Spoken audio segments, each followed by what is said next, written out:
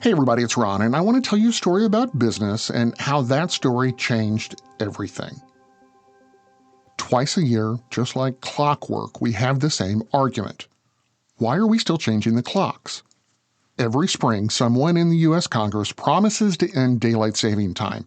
Every fall, someone else argues we should make it permanent. Sleep researchers talk about the health effects. Senators go on television, states float resolutions, and then nothing really happens. We move the clocks forward, we move them back. We complain, we struggle for 20 minutes to figure out how to reset the microwave. It feels ridiculous, artificial, like we're pretending the sun can be negotiated. But here's the deeper question. How did the federal government get to decide what time it is in the first place? At some point, someone in Washington said, "This is when noon happens," and that decision carried legal authority across an entire nation. Time feels natural, fixed, eternal. But it isn't. It's agreed upon. It's standardized, and it's enforced. Airlines depend on it, and railroads depend on it. Stock markets depend on it. If New York and Chicago disagree about what time it is, markets stall and schedules collapse. So how did something as ancient as sunrise become federal policy? How did clocks become infrastructure? And how did that authority land in Congress on March 19th, 1918?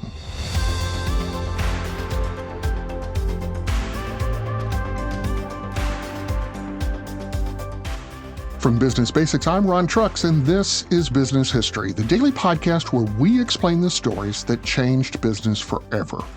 Every date on the calendar has a story where business reshaped the world.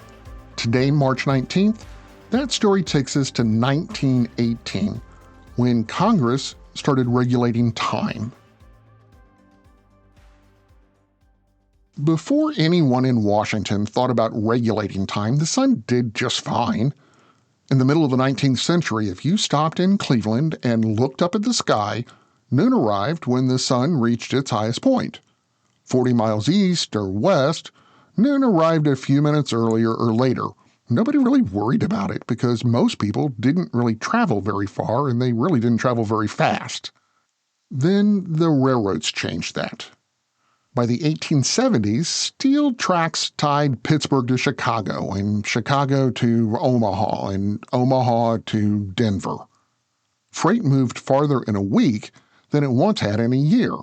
Passenger timetables were printed, sold, and depended upon. A dispatcher in one city had to know exactly when a train would clear a track so another could enter it safely. But if every town set its own clock by its own stretch of sky, precision vanished. Railroad men understood something before Congress ever did. You can't run a national system on local guesswork. So on November 18th, 1883, coordinated by the American Railway Association, the major railroads reset their clocks. That organization divided the country into 4 time zones. Station agents in each of the train stations across the country adjusted their pocket watches, or jewelers climbed ladders to change clocks on sides of buildings. Some towns joked that they experienced 2 noons in one day. But at this point, it wasn't law, it wasn't a vote, it was a business decision. And it worked.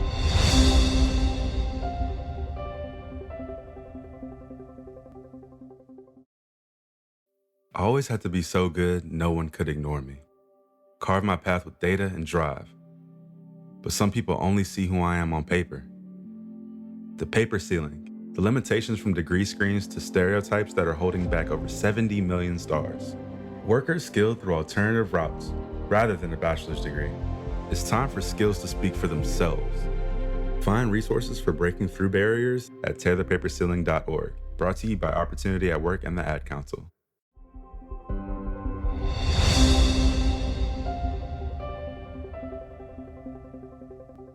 After that, for decades, standardized time existed because commerce needed it. Congress stayed largely out of the way. Then Europe went to war, and the United States followed. By 1918, after the beginning of World War I, factories were running long hours, and coal powered the industrial machine. Lighting, to keep those factories lit, consumed fuel that ships and trains also required. And because of that, efficiency became a patriotic duty. On March 19, 1918, Congress passed what was called the Standard Time Act. It formalized the time zones railroads had already created, and it added something new, something called daylight saving time. The logic sounded simple. Move the clock forward an hour. Then use more daylight that created in the evening, which meant burning less coal at night. President Woodrow Wilson signed it. On March 31, 1918, Americans adjusted their clocks for the first time under federal mandate. But outside the cities, the change felt less efficient and honestly more intrusive. Farmers still rose with the light. Dairy schedules didn't shift just because Congress passed a bill. Markets in rural towns opened when the wagons arrived, not when a clock struck a newly defined hour. To many agricultural communities, daylight wasn't a policy lever, it was a fact of nature. The war urgency made the change possible. Peace made it controversial.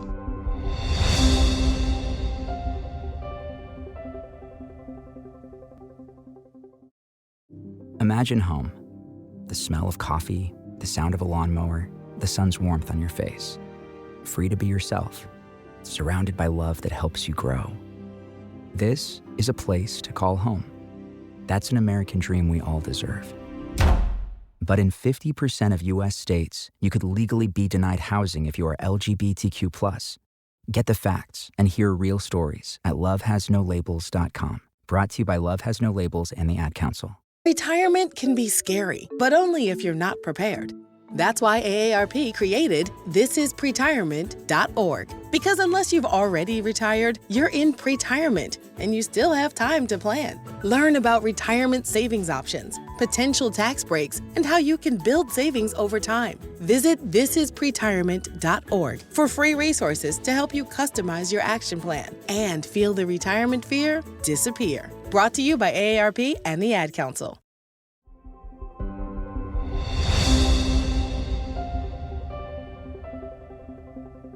In 1919, after World War I ended, Congress repealed the daylight saving provision over Wilson's veto. Time zones remained federal, but the daylight saving part didn't. But that argument never disappeared. During World War II, the federal government reintroduced year-round daylight saving as wartime. In 1966, the Uniform Time Act standardized when states could observe it. In 1966, the Uniform Time Act standardized when states could observe that change. In recent years, states have passed bills seeking permanent daylight saving or permanent standard time, waiting on Congress to decide. And beyond the United States, the pattern varies. Most of the world operates within standardized time zones, a global coordination system that underpins airlines and financial markets and shipping routes and digital networks. But most of the world doesn't change its clocks twice a year. Asia largely doesn't. Most of Africa doesn't.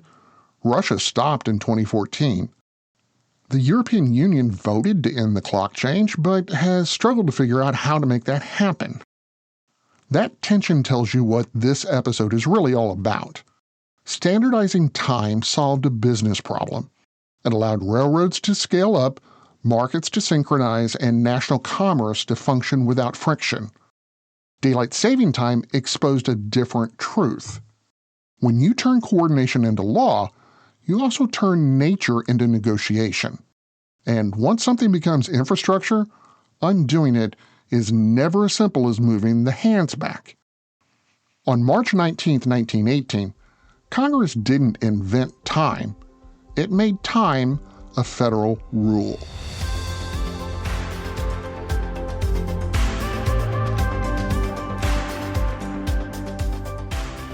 I'm Ron Trucks, and this is Business History, the podcast that finds the turning points behind the headlines. To hear more stories like this, follow us on Apple Podcasts, Spotify, YouTube, or wherever you listen. And if you're enjoying the stories, don't forget to subscribe and leave a quick review.